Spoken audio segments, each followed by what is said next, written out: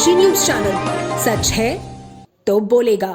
उत्तर प्रदेश कांग्रेस के संगठन प्रदेश प्रभारी राजेंद्र पाल गौतम वाराणसी पहुंचे, जहां कांग्रेस कार्यकर्ताओं ने उनका जोरदार स्वागत किया। स्वागत समारोह के बाद उन्होंने मीडिया से बातचीत में केंद्र की भाजपा सरकार और उत्तर प्रदेश सरकार पर कई मुद्दों को लेकर तीखा हमला बोला। उत्तर प्रदेश कांग्रेस के संगठन प्रदेश प्रभारी राजेंद्र पाल गौतम ने राम मंदिर निर्माण के लिए जुटाए गए चंदे को लेकर सवाल उठाते हुए आरोप लगाया कि मंदिर निर्माण से जुड़े फंड में अनियमितताओं के आरोप सामने आए हैं।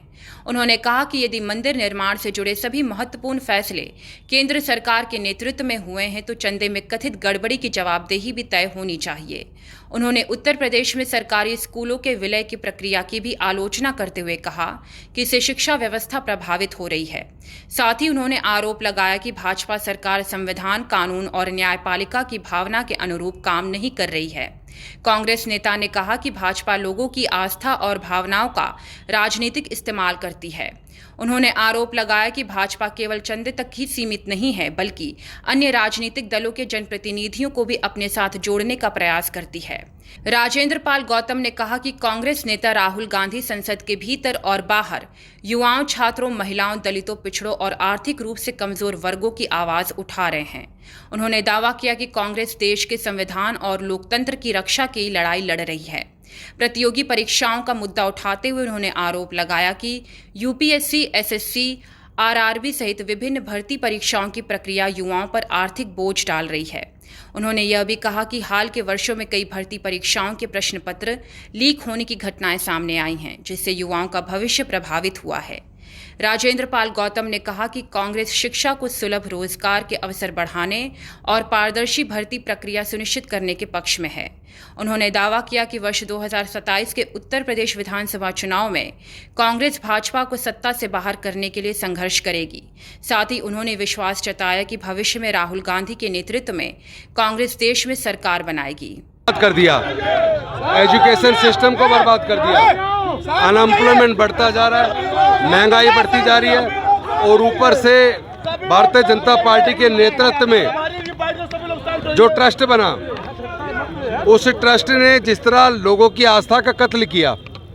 लोग आस्था से चंदा चढ़ाते हैं, चढ़ावा चढ़ाते हैं, चंदा देते हैं, उस चंदे की चोरी की है। किसानों को उनकी फसल का उचित दाम नहीं मिल रहा है, किसान परेशान है। मजदूर का जो मनरेगा के माध्यम से 100 दिन की रोजगार गारंटी थी, वो भी उन्होंने ख़त्म कर दी, वो भी उनको रोजगार नहीं मिल रहा है। शिक्षा को इतना महंगा कर दिया कि लोगों के हाथ से शिक्षा छिन गई। ये वो लोग हैं जो कमंडल यात्रा लेके निकले और विश्व हिंदू परिषद के लोग बताते हैं कि उस वक्त 1400 करोड़ रुपए इकट्ठा हुआ। आज तक उस 1400 करोड़ का था पता नहीं है। और जब मंदिर का शिलान्यास रखा तो वो मोदी जी ने रखा, मंदिर का जब उद्घाटन किया तो वो मोदी जी ने किया, प्राण प्रतिष्ठा की तो वो मोदी जी ने की, ट्रस्ट में कौन रहेगा वो ट्रस्ट बनाने का काम किया तो वो मोदी जी ने किया, चंदे का रखरखाव कैसे होगा उसका जो एसओपी बना वो मोदी जी ने किया। तो भाई फिर चंदा चोरी हो रहा है तो कौन कर रहा है? अगर सारे काम मोदी जी कर रहे हैं तो चंदा चोरी कौन कर रहा है? मोदी जी। लोगों की आस्था का कत्ल कौन कर रहा है? मोदी जी। बच्चों से शिक्षा कौन छीन रहा है? मोदी जी। और ये लोग लोगों की आस्था से खेलते हैं, लोगों की भावना से खेलते हैं। और इन्होंने जो लोगों की भावनाओं का, आस्था का कत्ल किया है, ये चंदा चोर लोग हैं।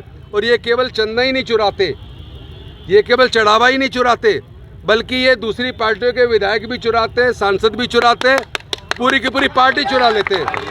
अब इस देश को बचाने की लड़ाई आदरणीय राहुल गांधी जी के नेतृत्व में लड़ी जा रही है।